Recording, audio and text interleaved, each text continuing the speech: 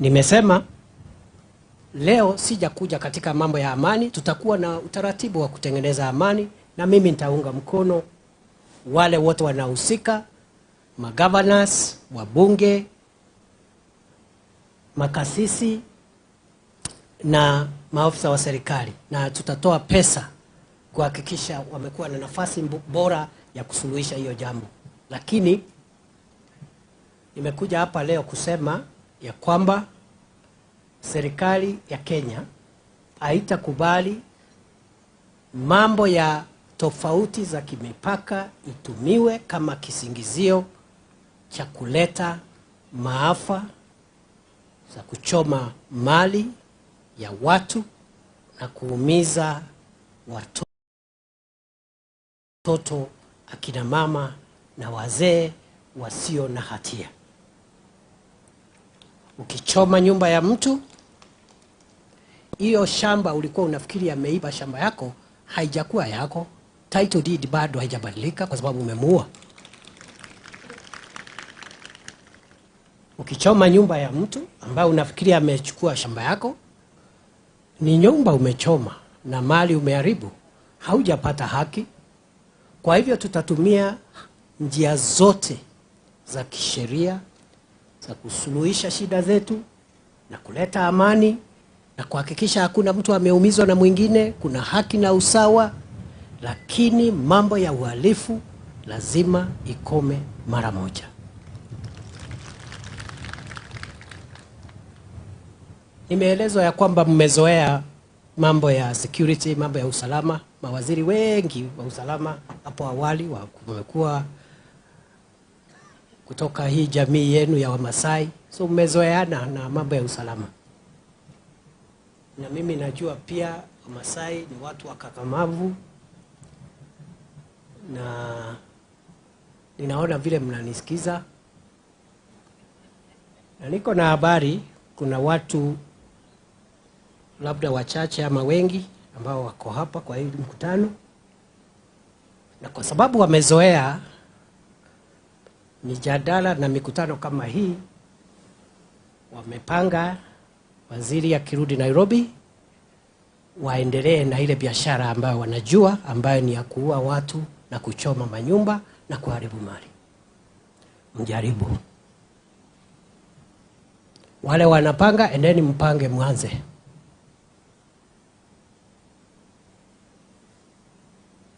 Tumeongeza usalama hapa. Na kama mlivyosema, tumeleta kikosi maalum cha kulinda usalama ya GSU, wako hapa. Na wale unaona sio peke hao, kuna wengine nyanjani kidogo wako standby. Na kutoka leo saa 8 ya leo, jaribu hiyo upuzi, utakutana na serikali. Hao maofisa hawaja kuja kufanya siasa hapa, hawaja kuja kupendelea mtu hapa. The officers who are brought here have one instruction: to fight crime and deal with criminals. Wewe umejifanya shujaa, enda uchukue hiyo silaha yako, anza kazi kutoka saa 8. Nataka niwahakikishie hivi, kikosi cha usalama ambacho tumeleta hapa sio cha muda, kitakaa hapa milele. Nataka pia niseme hivi, nimesikia kuna mapendekezo ya kwamba tuongeze hata sehemu zingine zipate kikosi kama hicho, ndio kila sehemu iwe na kikosi. Nataka tusema tutaongeza kwa sababu tuko na askari wa kutosha kulinda wananchi wote katika Jamhuri ya Kenya. Kwa hivyo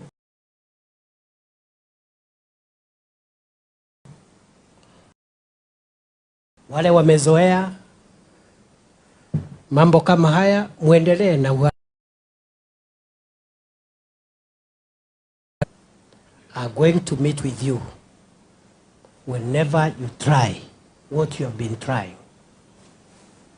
Hii nchi yetu tusipochunga tutachoma Kenya, na itachomeka na mambo kidogo kidogo kama hii. Wakati viongozi walikuwa wanaongea hapa, niliona watu wale wanafurahia mambo ya amani na mambo ya kutuliza mambo ya vita. Ni dada zetu na akina mama peke yao, kwa sababu mumeumiza. Sisi wanaume tumeumiza dada zetu, tumeumiza wake zetu, tumeumiza mama zetu na watoto wetu wa kike, kwa sababu wakati tunaanza hii fitina yetu na upumbavu, wao ndio wanapiga nduru na kuhangaika, na hao ndio wanaumia. So hapo ndio tumefikishana.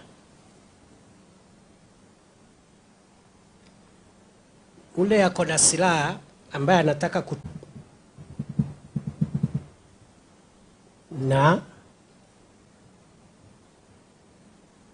I want to assure you, you do not have more firearms and more weapons than the government of Kenya. Hiyo bunduki moja ambayo si halali umeficha hapo na mishale 3. Tutapambana na nyinyi, wewe na hiyo bunduki yako 2, 3 na silaha yote na bunduki na risasi na chochote ambacho tuko nacho cha kulinda wananchi wa Kenya, tujue kama ni wewe ama ni serikali iko na silaha zaidi.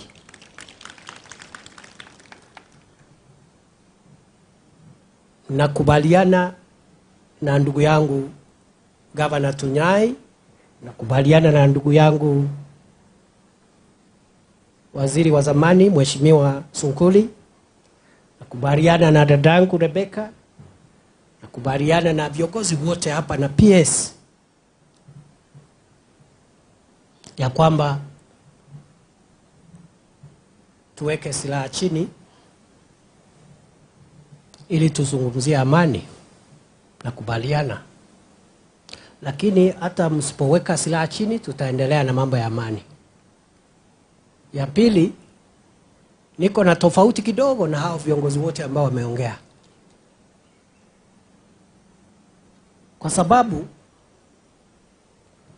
tulianza na mishale, Jumatatu tumeenda kwa bunduki, na hiyo bunduki ni bunduki ambayo si halali.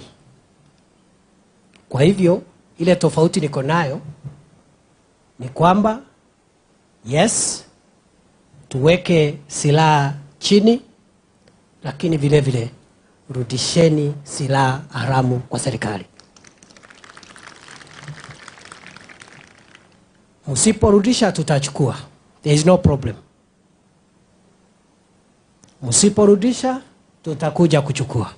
Tuko na askari wa kutosha katika Kenya hii, wa jeshi la polisi, na tukiona ya kwamba tunahitaji nguvu zaidi, kwa sababu nyinyi sio wa kwanza. Kuna watu wengine wajeuri walikuwa miaka mingi wamejifanya mashujaa kule Rift Valley kaskazini, wezi wa ng'ombe, wale mabandits. Kwa wanafanya ujeuri, wanaingia maporomokoni huko, wanajificha. Kama hapa nasikia kuna mahali mnaenda hapo kujificha. I am going to gazette that area as a disturbed and dangerous area, and you know what that means. You know what that means. Wale wakora walikuwa naiba ng'ombe huko Elgeyo Marakwet, Samburu, sijui nini. Tumewafinya kidogo, tumewazimia taa. Hata kama bado safari hatujafika mwisho, tumezima taa. Mahali walikuwa wanajificha, tumeingia pale, tumewaondoa. Na unajua njia za kuondoa mhalifu ni nyingi.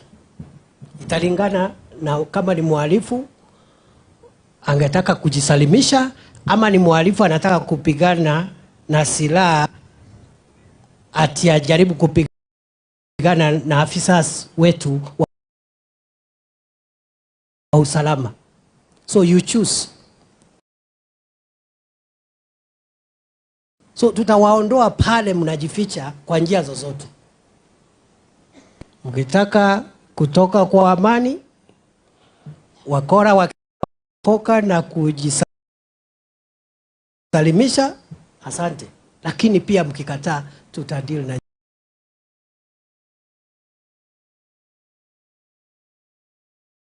nyinyi. Hii Kenya lazima tusafishe uchafu wa mauaji na uhalifu.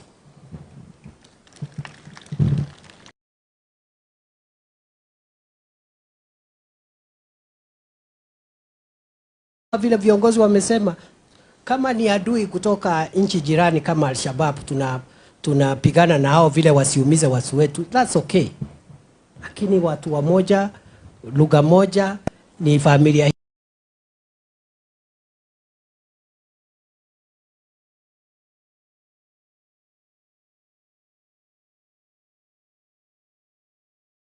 Wale wengi ambao wako standby, wako tayari, mujaribu ushenzi, mutakipata. I promise. Mimi na hapa, tumeambiwa tusiape, niruhusu niape leo. Mujaribu, tutapatana na nyinyi. Ndio wakubwa kuliko serikali ya Kenya, ama serikali ya Kenya ndio iko na nguvu zaidi? Yes. So maafisa wote mkue rada na msicheke na wahalifu. Msicheke na wahalifu. You must arrest all criminals. And those who try to threaten the lives of our officers, we will neutralize them. Wale officers ambao ni law enforcement officers, usikubali jambazi, gaidi, mhalifu akuangamize na silaha, na wewe umepewa silaha ya serikali ya Kenya ya kujilinda na kulinda mwananchi. Usikubali akupate. Kama mtu amejihami na silaha hatari, katiba na sheria inakubali ofisa wa serikali na ofisa kutumia hiyo silaha kujilinda maisha yako wewe mwenyewe, na usikubali hata maisha ya mwananchi ichukuliwe kwa sababu ya wakora. Sijui kama tumeelewana. Bado mimi ni mtu yenu, lakini hii kazi ni ngumu. Na najua marafiki, nitapoteza marafiki wengi. Hata hao viongozi, marafiki wangu wengi tutakosana nao katika hii kazi ambayo Mheshimiwa Rais amenipatia.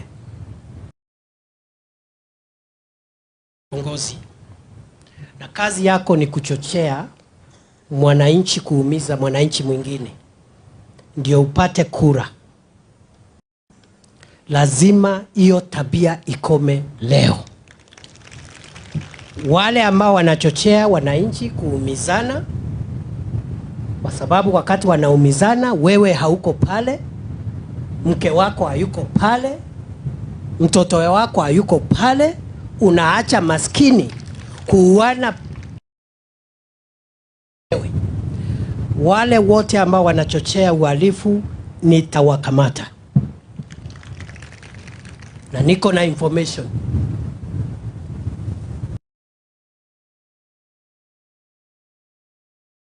Ndugu yangu, tutakukamata na tutakupeleka mahakamani, utastakiwa.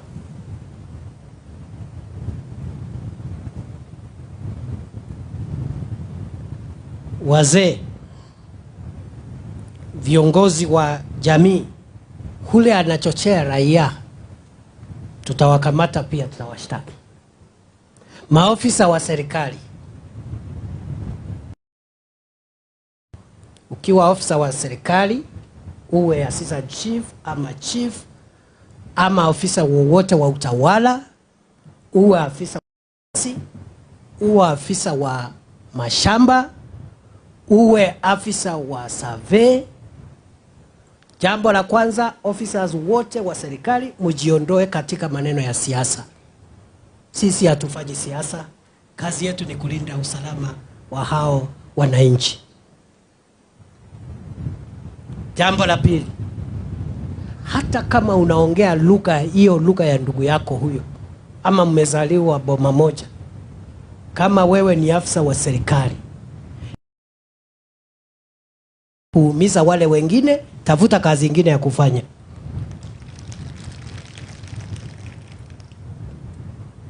Kuna maofisa wa mashamba, maofisa wa survey, maofisa wa utawala, maofisa wa usalama, maofisa wote wa serikali mtoke kwa siasa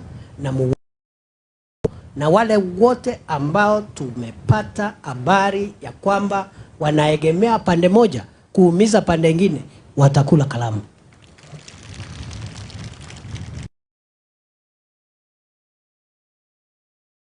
Transfer mtu akuje hapa aharibu Kilgoris hapa, alafu mtoe hapa umpeleke Kaloleni Kilifi. Kwani Kaloleni sio Kenya?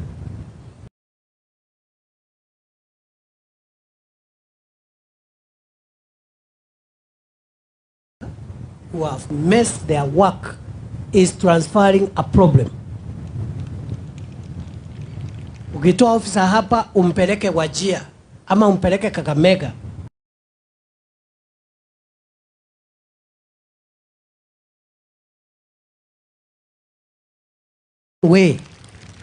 kuna vijana wengi wanatafuta kazi. Wewe uko na bahati, uliandikwa. Kuna hao watu, naona hao watu wako na madigrii na madiploma na masertificate. Utaandika mtu ambaye ako hapo kwako tu hapo kwenu, na hakuna kitu utasema, kwa sababu hatuna ukabila. Kama umeharibu, tutakutoa, tutafute jirani yako ambaye ni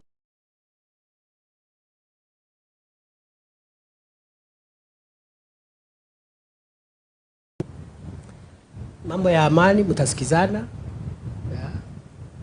Sababu mimi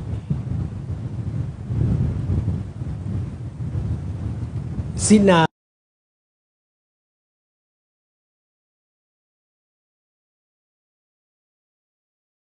hii, si kazi nataka mchezo. Kwa hivyo wale officers wote wa serikali ambao wako na michezo ya paka na panya, unapokea shilingi kidogo hapa hongo kutoka kwa pande moja.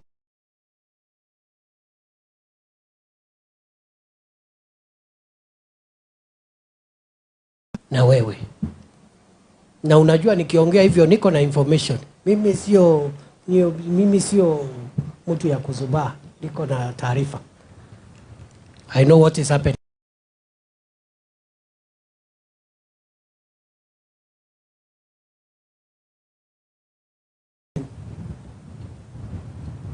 Haki. Serious. I am very serious. Itaingiana laini. Hakuna njia mbili.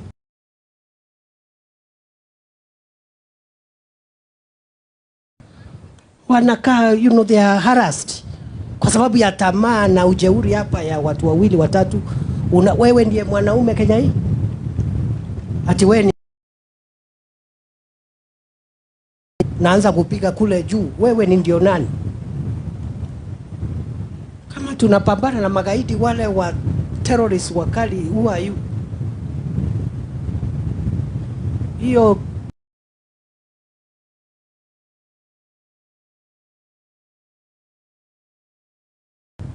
yes. Na hata mishale ni silaha. Ule atapatikana amebeba mishale, hiyo ni silaha. Mimi nimeambia vikosi vyetu vya usalama hapa,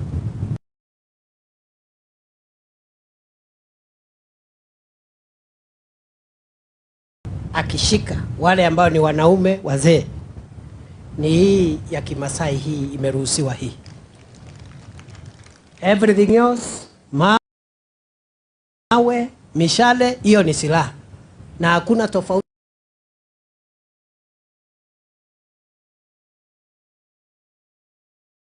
Wanasema ati wanafanya maandamano ya siasa, alafu wanaenda kuvunja duka za watu, wanaenda pale Nairobi, wanafunga barabara, wanaharibu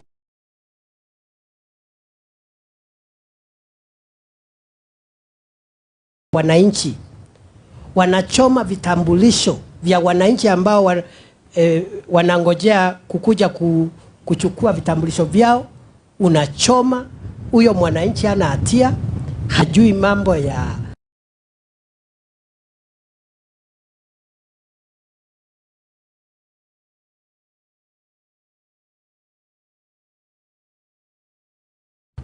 mama anaenda kuuza machungwa kidogo, atafutia watoto wake riziki, anapigwa na magwe na magaidi. Katiba imekubali wafanye vile wanataka.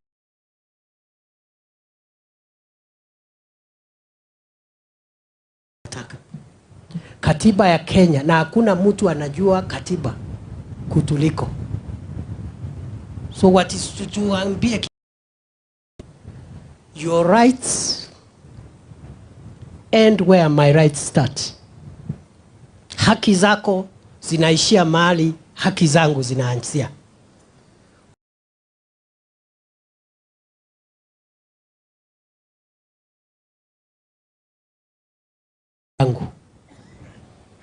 You have a right to box in the air, but your right to box in the air freely ends where my nose starts.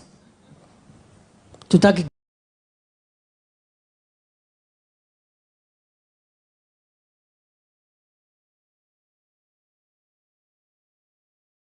na kiherehere na ujuaji.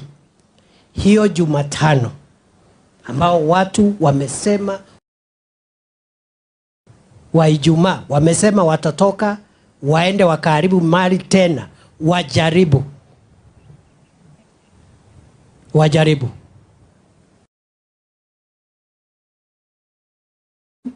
to riot, to loot, to destroy.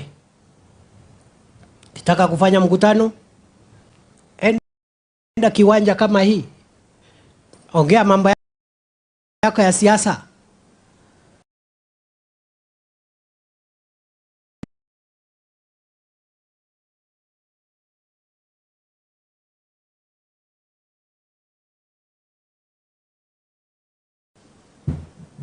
Yes. Yes. Sisi hatusemi watu wasifanye siasa.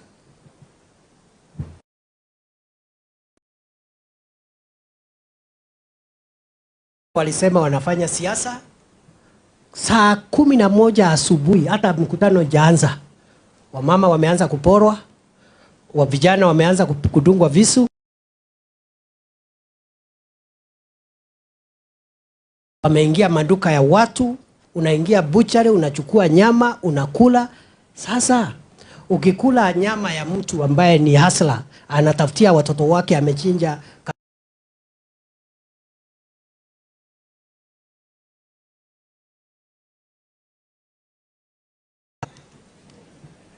watu, wacheni upuzi watu wetu. Ukifunga barabara ambayo iko mpaka na ambulance ya kupeleka hospitali, kama hiyo siku mgonjwa mmoja amekufa barabarani kwa sababu barabara imefungwa na wakora wakisema ya kwamba ati wanaandamana. Ukifunga barabara,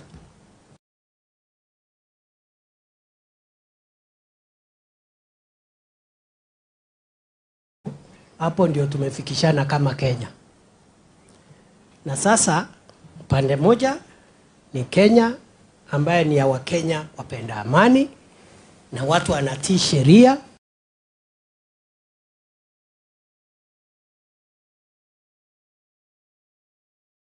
Ifu wao wanachoma nyumba, all those people are on one side versus the rest of Kenya.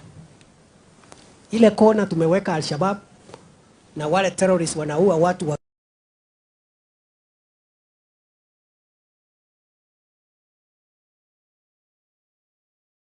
wakijizingisia ati ni haki ya kuandamana kama wale watu wa Friday, na hata wale watu wameleta maafa hapa.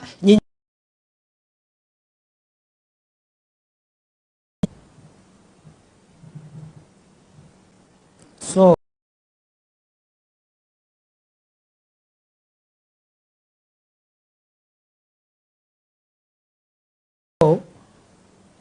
Mimi sitaki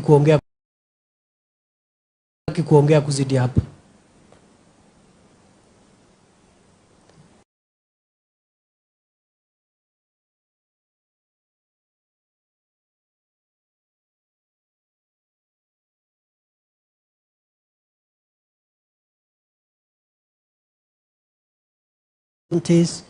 Ningetaka kukuja hapa tukiwa na viongozi wenu kuchangia makanisa, shule zetu, watoto wasome, sio kuongea hii mambo naongea hapa.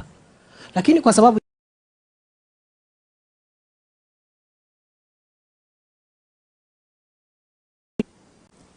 those who doubt our resolve to bring order, peace, and in the law in our country, those who doubt that resolve will live to regret for a very long time. Wale ambao wanafikiri ni mzaha tunafanya, ni jambo la muda, mtajuta.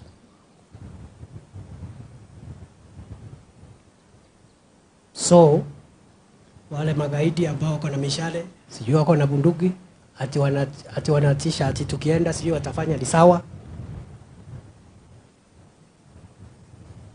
Tumejipanga.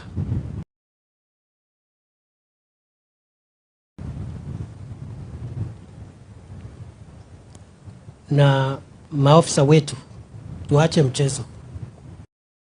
Problem, sisi ndio shida ile kubwa. Sababu tunapendelea pande moja. Tunanyanya. No, operation ikiitwa badala ya kushughulika na wahalifu, unaanza kuitisha hongo, mtu ana hatia, unamnyanyasa, unamshika. Hatutaki hiyo maneno. Msichanganye officers, tusichanganye kazi yetu ya usalama na mambo mengine.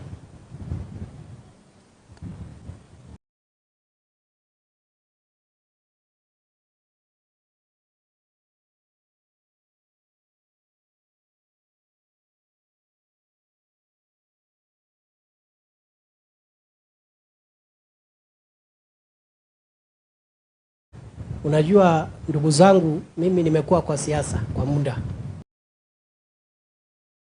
Nchi jirani zimeharibika. Kama ile Sudan, watu wanazozania tu siasa kwa sababu usalama na siasa. Na mimi tutakosana na nyinyi kwa sababu nitachukua hatua za kisheria.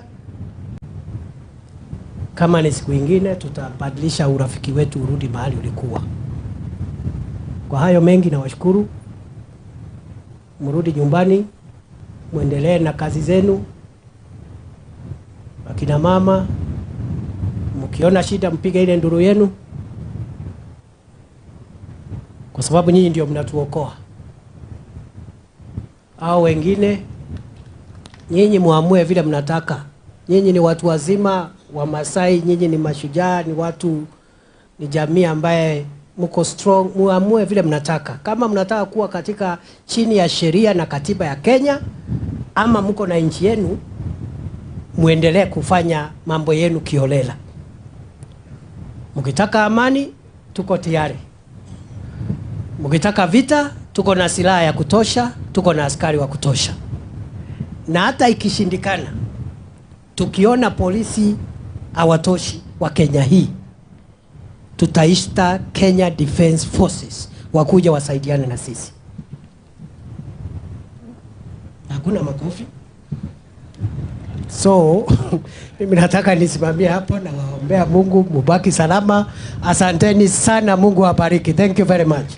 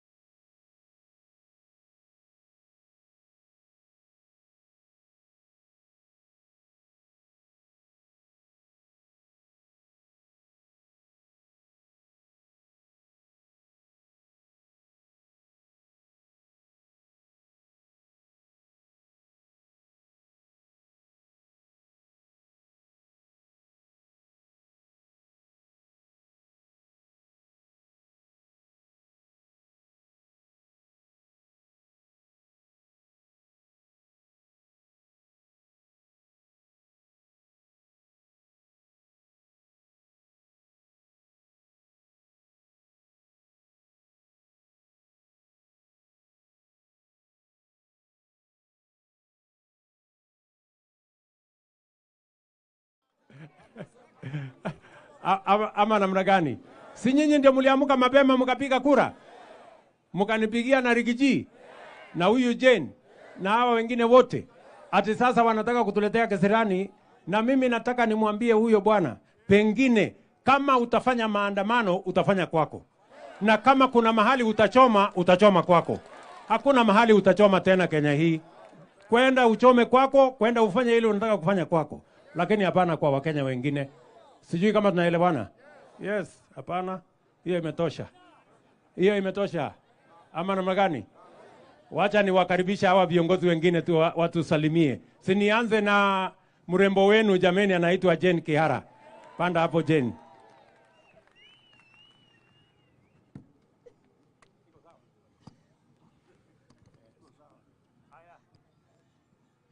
Kinamba mwekuo. Mwekuo. Ni mwakena. Saseni. Nashukuru sana sana Your Excellency kwa wewe kuja hapa. Ulikuja kanisa hapa Naivasha. Ukimaliza nikakwambia nimechinja nyumbani uje tukule kanyama. Lakini ilikuwa kukucholea. Ndio utembee hii barabara vile ilikuwa. Na ukakuja. Ukaniuliza hiyo njia umetuletea, kwani tulikuwa tunaenda biguni, ndio tunasikia inakuwa ngumu sana kufika biguni. So we are very happy. Alafu tulipokuja kutafuta kura, nilikwambia hapa. Your Excellency, ile barabara tumejengewa utakuja kufungua. Umeweka ahadi vile tulikuuliza. Tumefurahi watu wa Kenamba. Maraigushu kwa jumla. Na huko Naivasha East na biashara. Na sasa watu wa Kinangop wakwenda Jabini, kazi yao ama safari yao na biashara imerahisika. So tumeshukuru sana sana, na tumejua umejitahidi, na sisi tutakuunga mkono vile ulivyo, kwa sababu tumeona ukiendelea kuleta maendeleo vile ulituahidi. Na hata sana hiyo ya walimu.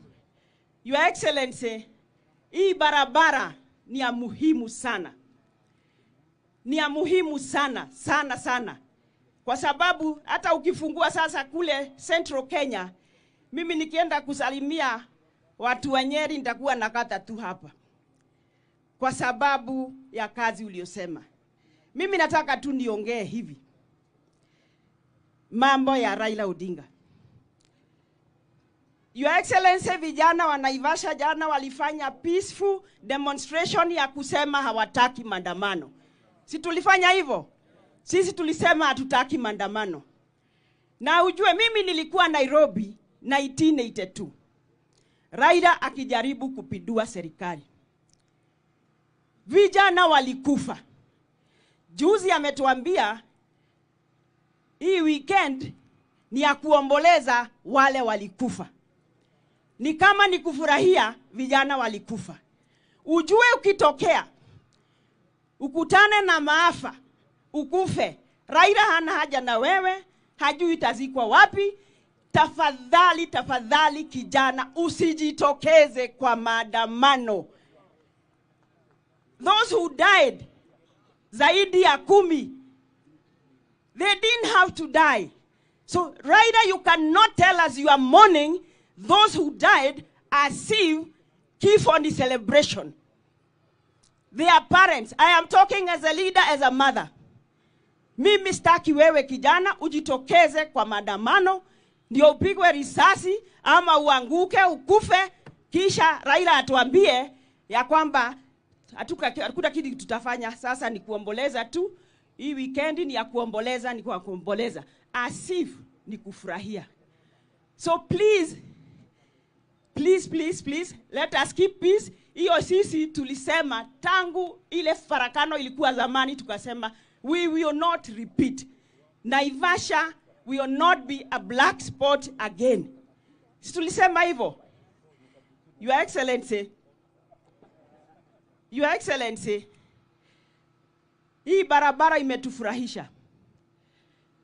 Kuna ingine, na lazima nikwambie, sijui hapa nitakuchorea namna gani, lakini tulienda na wewe Maela. Your Excellency, ukipata pesa ya dona na ya yeyote ile utapata, peleka Maela. Maela tuliingia na wewe, ukaomba kura, na ukasema ni kuzuri tukarudi tena, ukawaahidi. Kwa hivyo, ndio Naivasha iwe safi kwa biashara. Maela is our food basket. Kwa hivyo, tukipata hiyo barabara, tutafurahi sana kwa sababu itarahisisha. Ya mwisho, andu aitu. Nitoko nyiterera thirikari eno. Nitoko menyiterera. Toti kuhaka ngoma na gucithe njira. Toti gitikira kuhaka ngoma na gucithe njira. Mwitikire twenyitie mukumbo tondu niguo kuhana. Thina yo turerwo, huwezi kuambia watu waende barabara saa ile mvua imenyesha. Unawaambia endeni kwa shamba. Ile tiguo. Kwa watu wenyite mukumbo, nie ne joe na gutire mundu toy, even the president nioi kwena thina. Thina yo warehirwo ni riwa riria rirari kuo. Na gutire handu hatari. Nie ne ndirathiete Ruraya. Ngona andu makigoma. Kwa guo thina yo wi thi yothe no kuna mikakati. Ithe ndatwira uria gwika. Ithe ndatwira aria atuhenia. Mwitikire ithue turugame na thirikari na ithue twamithurire barabara eno hindi ria yahinguragwo na haria wetagwo kulonja kuzidua. Our former president niwe wokire na niwe twariho twerirwo inyue terai tukiingatwo agicoka akira andu ni twahurirwo tugutura tuinaga ni twahurirwo ithe tutiaugire tukwenda thayu athire gucogera andu kuchochea wananchi Nyandarua thiini kuria githioro tondu arari na bata muno na bara. Even this one, hii maandamano, I am seeing Uhuru's hand in it.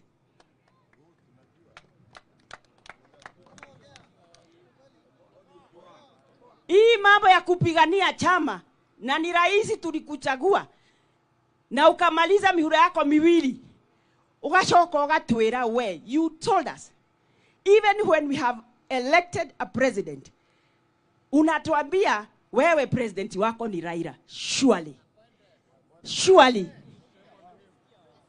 no tukimweheria maandamano imea githe ndatwirire oguo. Kwa hivyo tushikilie serikali na tufanye kazi. Mimi kazi ninawafanyia vilivyo, basari nimewapatia, mashule tumejenga nyingi na mnajua na tunaendelea. Your Excellency, I have got 4 new schools. Kama ungeshinda hapa ungefungua zote nione vile kazi tumefanya. Because we have done a lot of work because there is peace. Kwa hayo machache ama mengi tumwahidi His Excellency Rais wetu tukana yeye hapa kwa hapa na hatutaki atishwe na mtu. Hatutaki. Na hiyo majaribu ya kupindua serikali tumekuona Raila. We have been there. We have seen you. God bless you. Aya. Niko na mungwana anaitwa Kemani Eshongwa. Yeye ndio leader of majority. Ndio kiongozi wetu wa kule bunge. Sante Mheshimiwa Rais andu ake namba. Muriega. No mwiyumireirie. Ona mwacogerwo. Ona marehe maandamano. Ni mukugitira thirikari eno. Muko tayari? Najua Mheshimiwa Rais Jane amekoroka Kikuyu kidogo na najua hukuelewa yote. Lakini wacha nikufichulie ile amesema. Amesema hii serikali sio yako, ni yetu. Ni yenyu sio yenyu.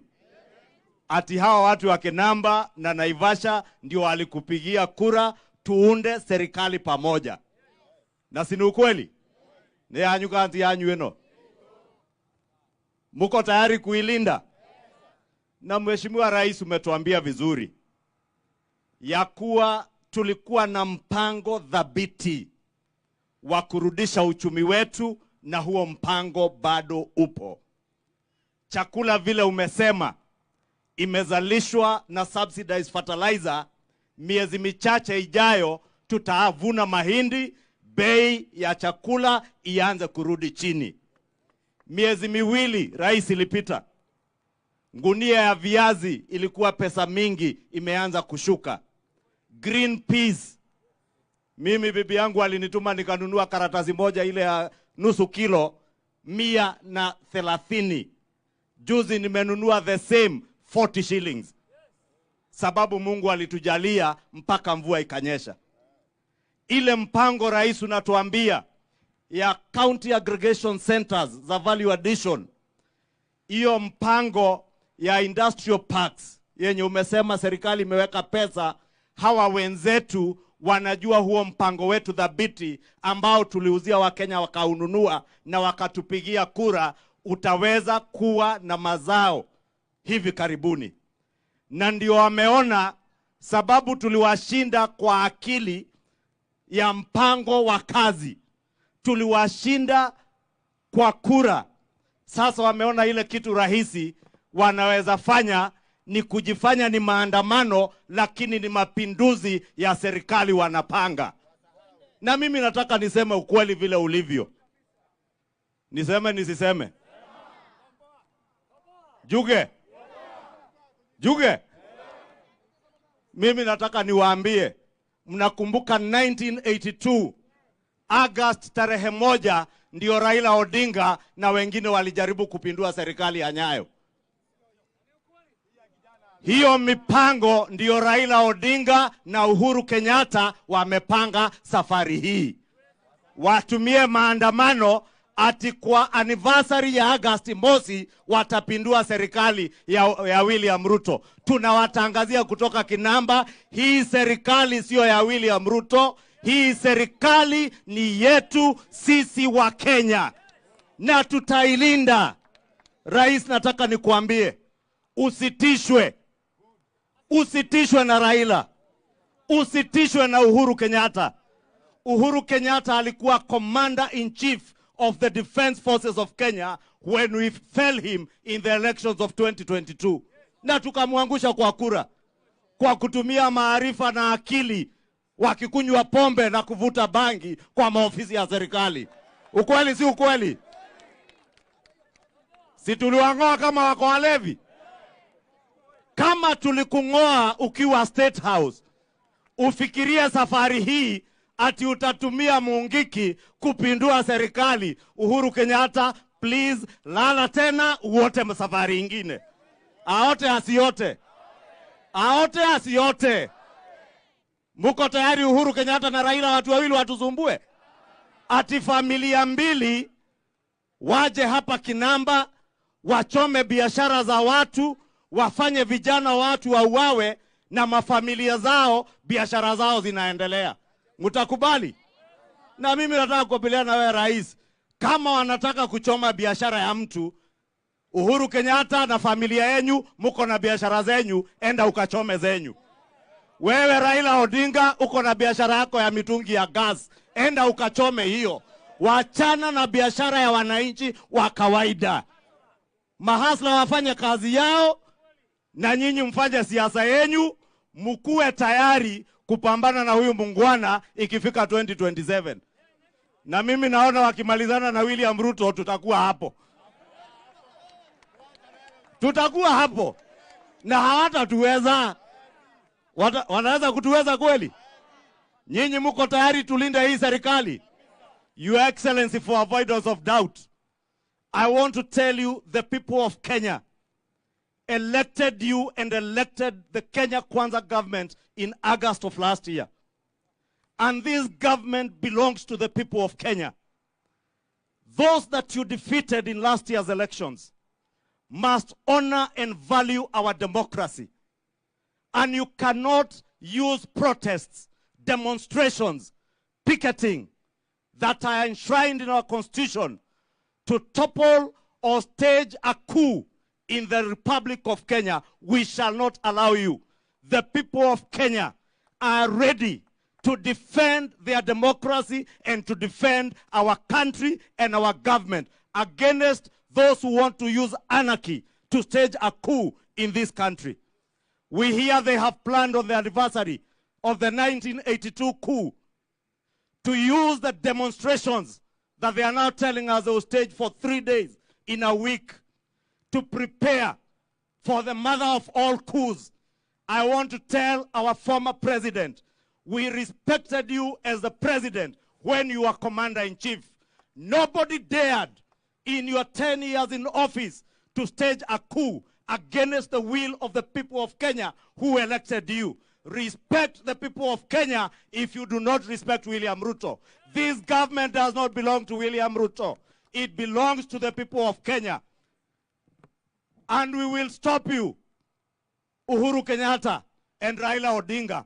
The people of Kenya shall stop you by all means possible. We shall stop you to defend our country, defend our democracy, and defend the lives and property of our people. Kanatigu andũ aitũ nĩmũgwĩtĩkĩra moke matũthũkangerie indo ati hatuwezi amka kwenda kazi sababu Uhuru amepanga Mungiki, akamwaga Kitengela, akamwaga Mlolongo, wachome mali ya watu, wapore manyumba ili atishe ati William Ruto awagawie serikali. Mayaka yeno na mekatea eno matige hutia nĩmũgwĩtĩkĩra mahutie ati William Ruto awagawie serikali waendelee kupora. Na tunajua, and I say this without any fear of contradiction, there is now evidence.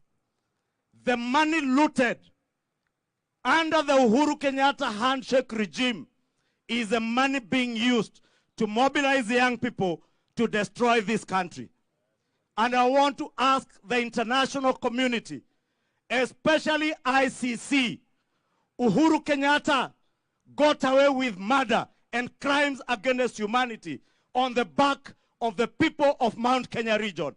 Uhuru Kenyatta, I want to tell you today, you shall no longer ride on our backs, on the blood of innocent Kenyans, to undermine a legitimate government and undermine our democracy.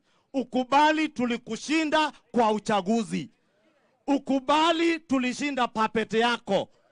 You cannot continue using the same puppet kuleta fujo ati ututishe. Nĩmũgũtĩkĩra twenderio guoya. Nĩmũkũgũra guoya.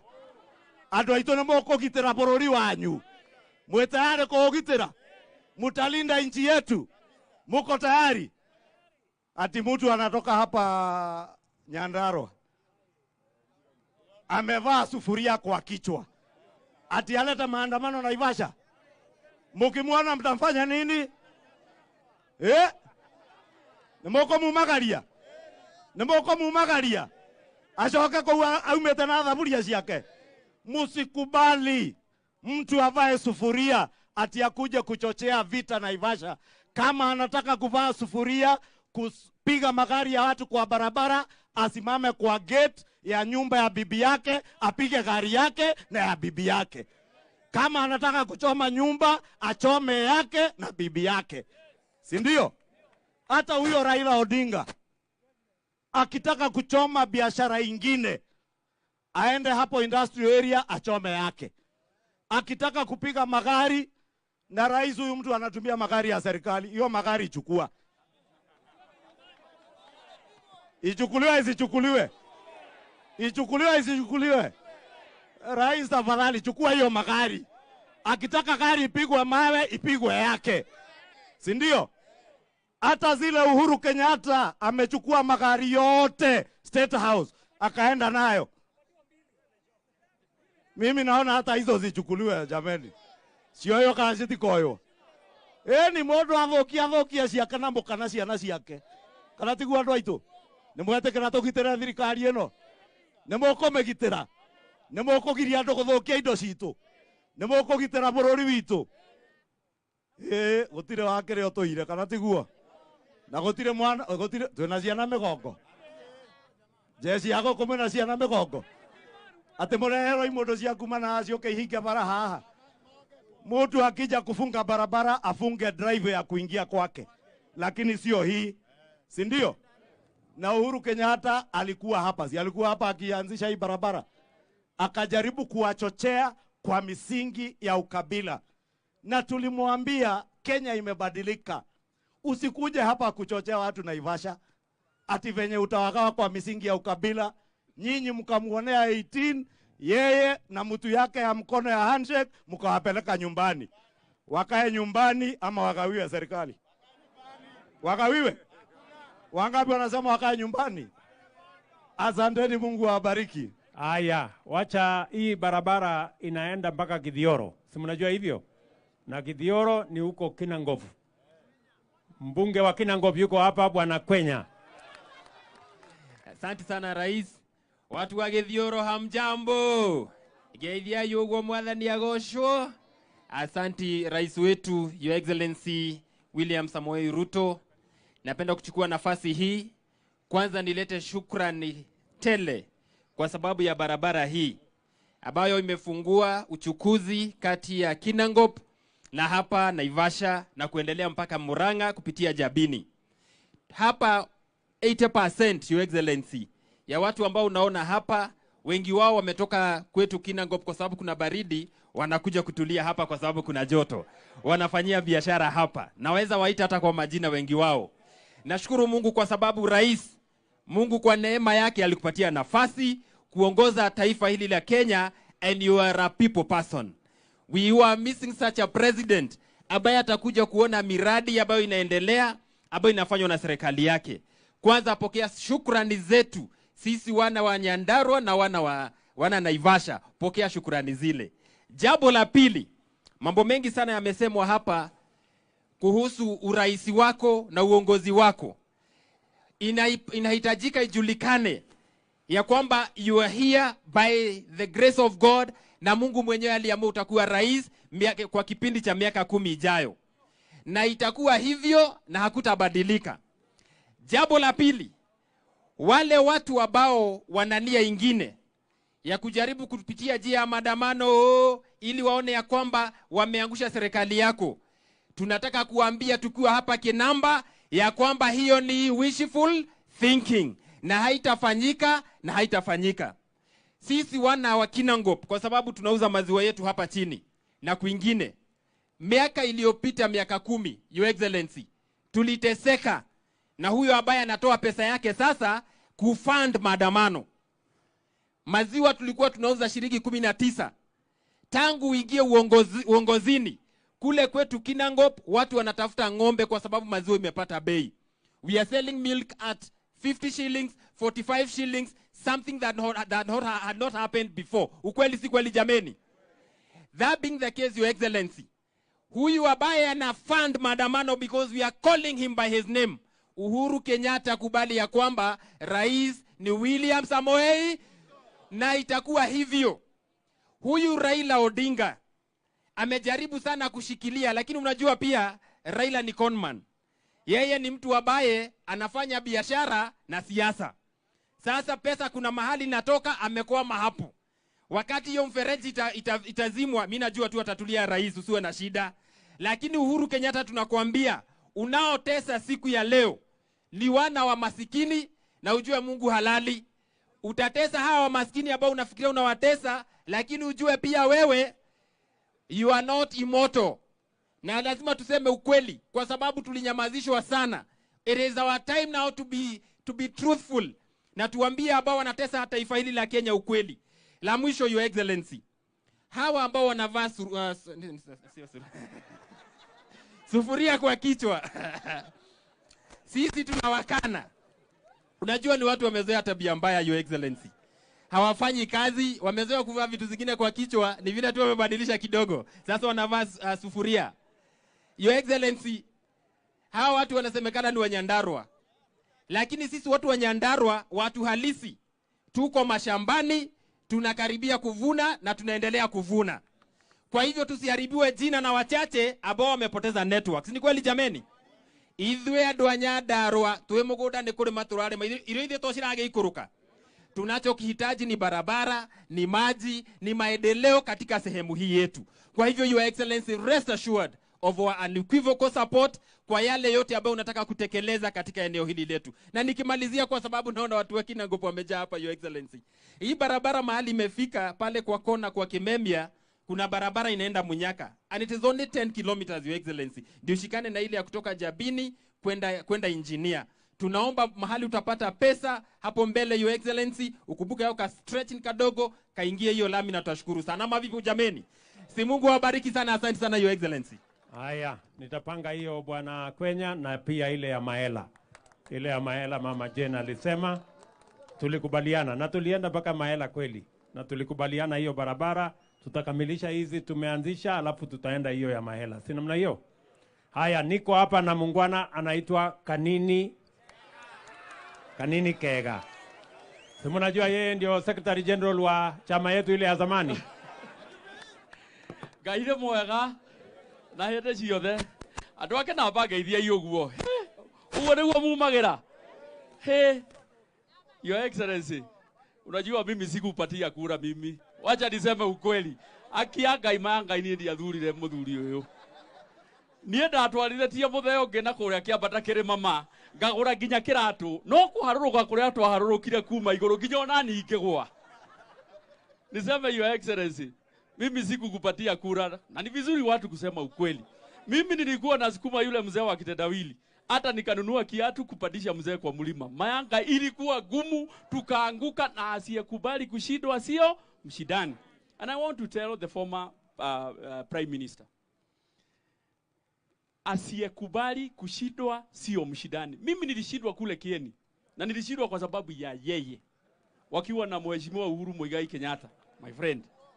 Wao ndio walifanya nishindwe kwa sababu mimi nilikuwa nimefanya kazi, lakini nikakubali kwamba nimeshindwa. Wakati nilikubali nimeshindwa, Mungu naye akatumana, akanipatia kiti ya East Africa member of East Africa Legislative Assembly. Sasa mimi nikisimama hapa ni mbunge wa nchi 7 kwa sababu nilikubali kushindwa. We also want to challenge and tell him, kama angekubali kushindwa in the year 1997, kama angekubali kushindwa in 2007, kama angekubali kushindwa in 2013, kama angekubali kushindwa in 2017, labda mambo ingekuwa mengine. But since he does not accept to accept defeat, atakuwa kila wakati atakuwa na lament, kulienda hivi, kura zilienda hivi. Alishindwa akiwa na deep state. Your Excellency, tulikuwa na deep state. On the 9th, sisi tulikuwa kwa deep state. On the 9th mwezi wa 8. The following day tulijikuta kwa deep freezer. Tukihangaika huko na baridi. Kama tulitushinda tukiwa na deep state, zaidi ya utashindwa ukiwa na deep state kweli seriously. Thirikari ino ni yanyu. Andu aitu mumenye thirikari ino ni yanyu, na bururi wahetana ukuhetanira ki ithuothe. Ni mugwetekera guthitira muthuri uyu. Ni angikorwo ndia muhete kura ri ni Kanini ni ndia muhete kura na andu aitu a Jubilee nginya kwenya haha na ari angi. No muthi u ni turarugama tukauga ati president wa Kenya etagwo Dr. William Samoei Ruto, tukamunyitirira ri inyuĩ mwamuhete kura ni inyuĩ mukumurekia. Na ndeke inde mwire kuira nguraro ni kuimbirwo. Andu aya ni itheru mari na rio, marenda oro muthenya makore maandamano na indo ciao irathukio. Ni indo ciao irathukio Nairobi. Ndiracemanirie na mũmbunge ũmwe wa kuma na kuria Nyanza, kuria bunge, aranjira Kanini tuguthukia guku Nairobi tondu nituramenya indo cianyu ni inyuĩ tureka atia turathu ni mugwetikira indo cianyu ithukio. The former president, my friend and his friend also. Remember when nobody wanted you, even in Mount Kenya in 2002, this gentleman stood with you. His Excellency William Samoei Ruto alisimama na Uhuru Kenyatta in 2002 when most of us did not believe in him. In 2013, when things were very difficult for him, this gentleman akasimama na yeye. In 2017, wakati mambo tena ilikuwa baya sana, this gentleman stood with him. Na kwanza tukarudia uchaguzi mara 2. Hakuna kitu mzuri unaweza kuona kwa this gentleman so that you can also give him peace to run the country. I want to assure you, Your Excellency, sisi kama Jubilee tunakuunga mkono. We don't support maandamano, and I have said as a Secretary General, any leader wa Jubilee ambaye ataonekana akiwa aidha amevaa sufuria ama ameelekea kwa maandamano, barua hapo mara moja, kwa sababu sisi tunataka serikali ifanye kazi ili ninyi mpate ajira na mpate pesa kwa mfuko. Nikimalizia, nimoko tekera kunyitirira muthuri uyu, nimoko mwetekera kumunyitirira biu, ithe tinyu mwamuhaira kura, nyonia ina guoko oguo. Your Excellency, maneno iko sawa sawa. Thank you so much. Thank you Bwana SG. Tuko pia hapa na mbunge mmoja anaitwa Keinan. Ni mbunge wa kutoka Wajia. Awasalimie. Asante sana Mheshimiwa Rais. Hamjambo watu wa Naivasha. Mimi yangu itakuwa fupi sana. Kwanza katika Kenya, lugha ambayo tunazungumza sana ni lugha ya Kiingereza, si ndio?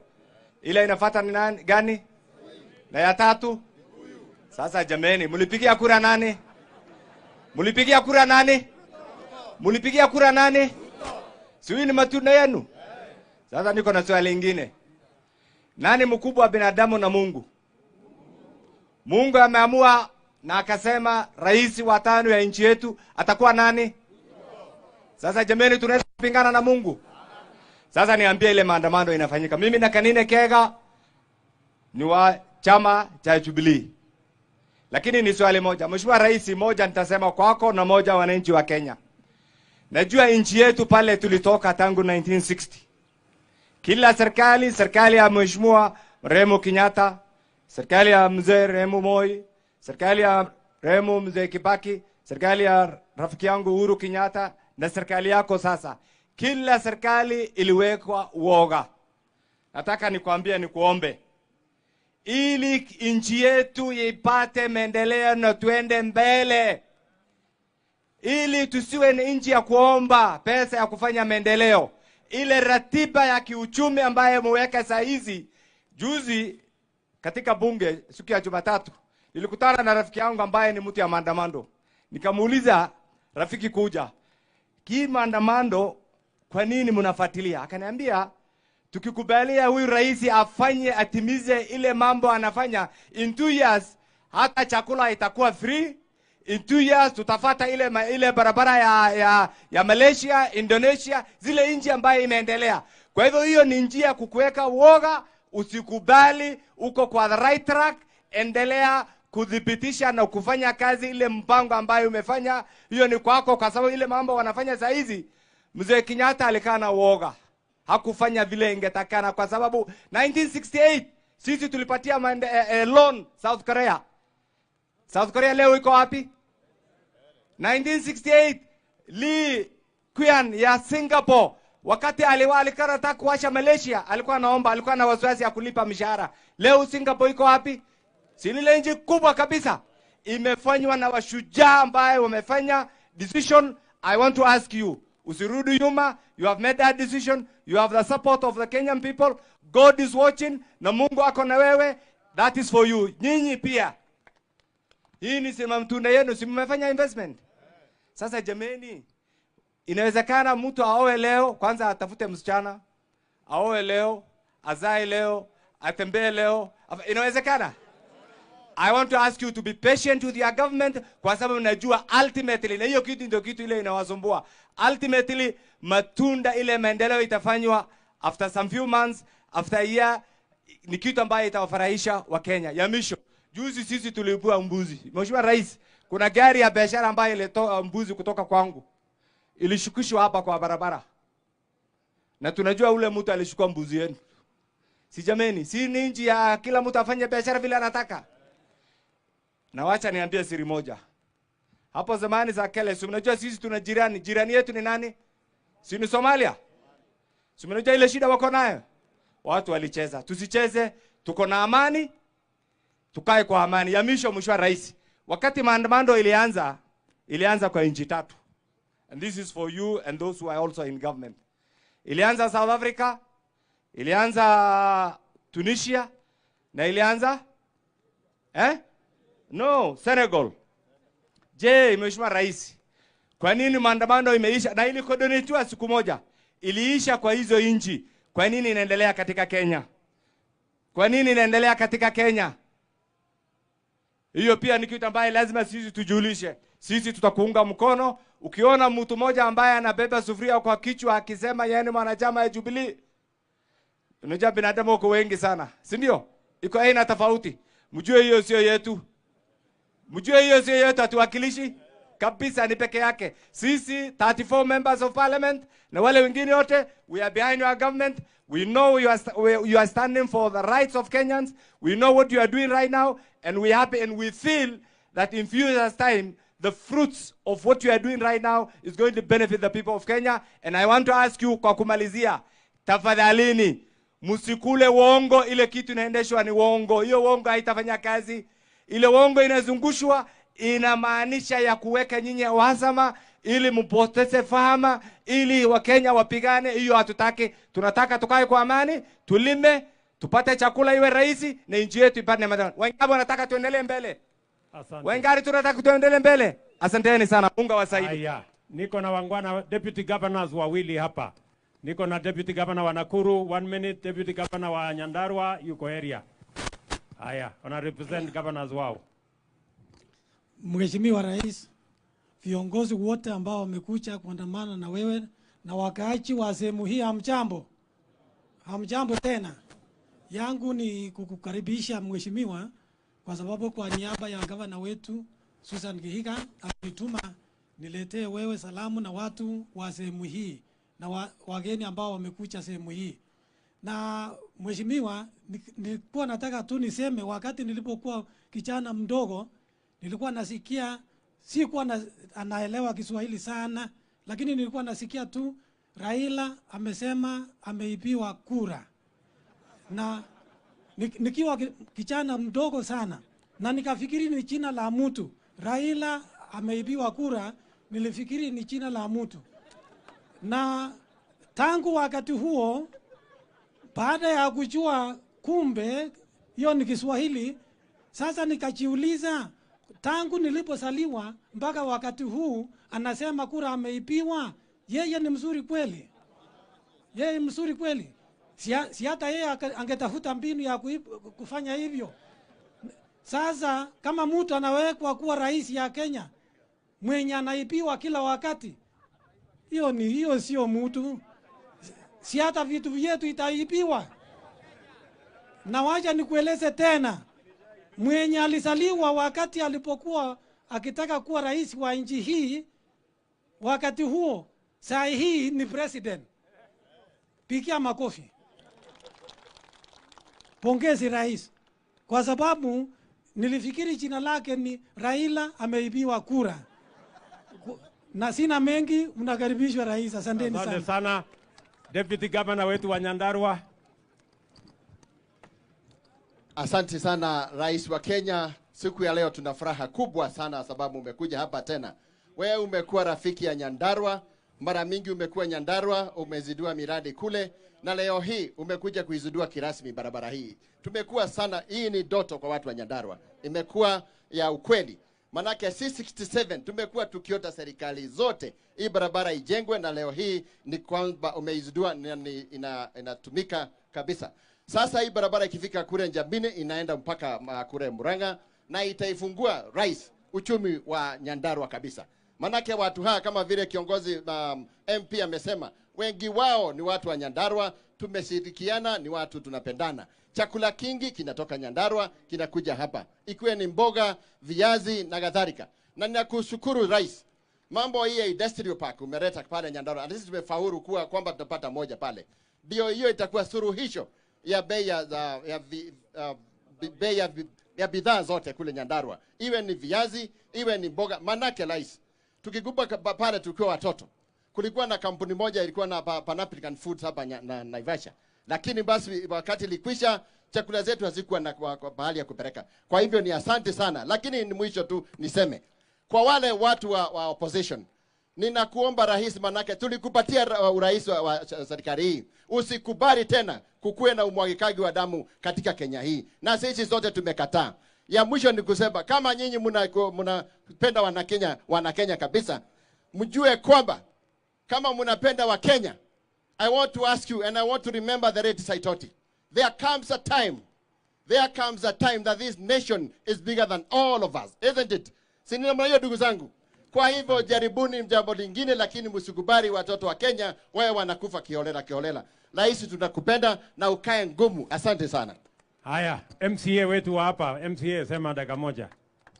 Wapi makofi ya huyu MCA wetu? Thank you, President. Wanakinamba, hamjambo.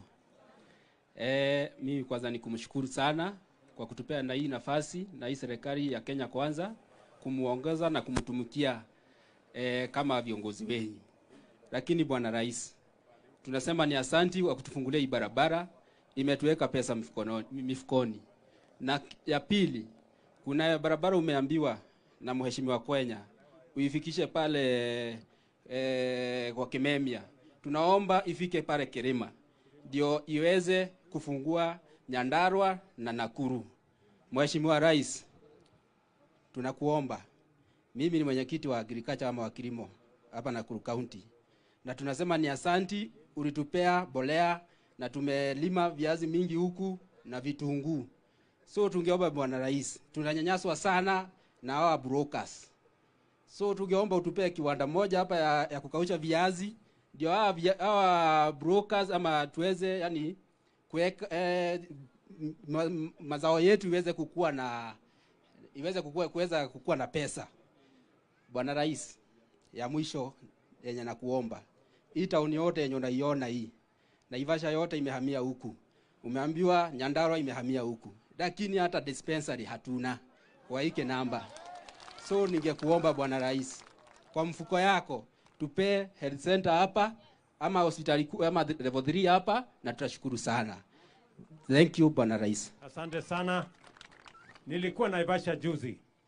Kuna hospitali iko pale karibu inakamilika, na nimesema nitaweka equipment kwa hiyo hospitali yenu hapa Naivasha.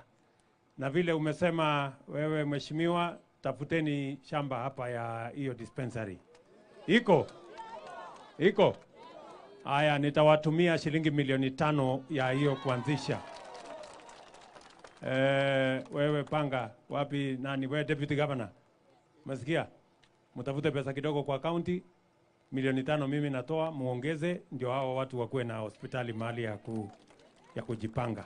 Tunaelewana? Na vile vile mtu wa single mother, haya 1 minute. Asante sana. Mimi kwa majina naitwa Karaja wa Boy wa Mariamu, mtoto ya single mother. Na rais nilipatiwa kacheo kingine hapo ka SG wa MCAs hivi Kenya, kwa hivyo nangangana. Ulituambia mambo ni kujipanga. Na sio najipanga. Kwanza rais, kwanza tushukuru kwa sababu uko hapa. Lakini unajua ninashangaa kwa jambo moja. Mtu akifanya maandamano rais, aharibu mali. Alafu na nimeuliza majority leader Kimani Ichung'wah hapa. Kuna pesa ambazo zinapewa political parties. Sasa watapatiwa 600 million. Na wameharibu barabara. Mimi rais, mimi naomba jambo moja. Wakati maandamano inafanywa, inaharibu supermarket, mnayetumana, inachukuliwa audit, inapelekwa upande ule, wanakatwa pesa zao. Kama wataharibu gari ya mtu, wewe rais unauliza gari linachukuliwa show, mtu huyo anapelekewa gari yake, unakata kwa political parties. Mtu akikatwa pesa za political parties atakuwa na akili.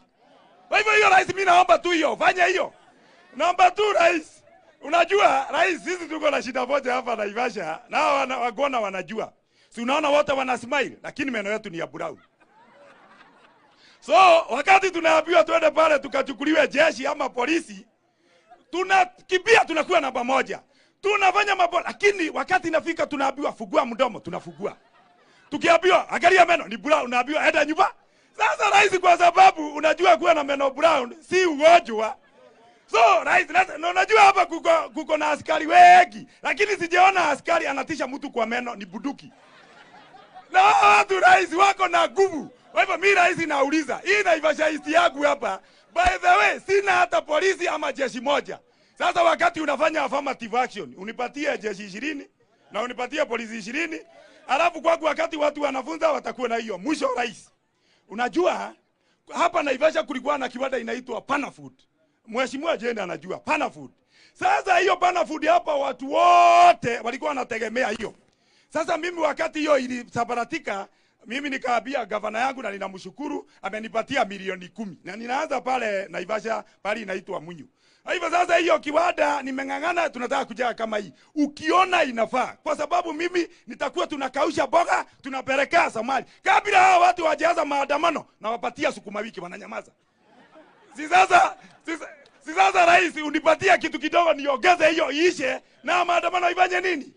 Na mwisho rais usitishwe na huyu mtu. Unajua hata wakati tulikuwa sasa amekuwa kama nini ya historia. Ya kwamba once upon a time there was a person alikuwa anafanya maandamano. Si rahisi ukomeshe hii narrative kama maandamano. Wacha kakome kabisa. Na mimi kwa sababu najua wewe ni mgwana na uko na nguvu. Hii serikali si yako. Si tupagane na tupage watu. Na watu wajipange. Twende biguni na tuishi salama. Aya, asante sana mheshimiwa. Najua kuna shule hapa ya Gitwamba. Si ndio? Na kwa sababu nimekuja jameni, mimi nataka niongeze madarasa kidogo, nitatoa shilingi milioni 2 ya Kinamba. Nimeambiwa pia kuna shule ya Gitwamba. Iko hapa. Inaitwa John Deere. John Deere ya Kinamba. Haya, pia hiyo nitawapatia milioni 2 mukamilishe mashule yenu hapo. Alafu msukumane. Wewe mtu wa single mother nitakuja. Nimekusikia. Basi, ndugu zetu watu wa hapa Kinamba, mimi nataka niwashukuru sana kwa kutusikiza. Tunaenda tena upande ile ingine kwenda kufungua shule. Naenda kufungua shule na sitaenda sana, nitarudi tena. Asante sana, Mwathani amurathime. Thank you very much. God bless you. Sawa. We MCS. Hiyo mambo ya chapa nitawapanga ya shule hizo. Sawa.